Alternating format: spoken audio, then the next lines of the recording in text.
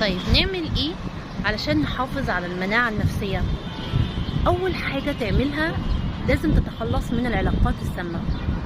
يعني العلاقات اللي بتسبب لك ضيق، العلاقات اللي معطلات في حياتك. العلاقات لازم تبقى منقذة، يعني لازم تبقى داعمة.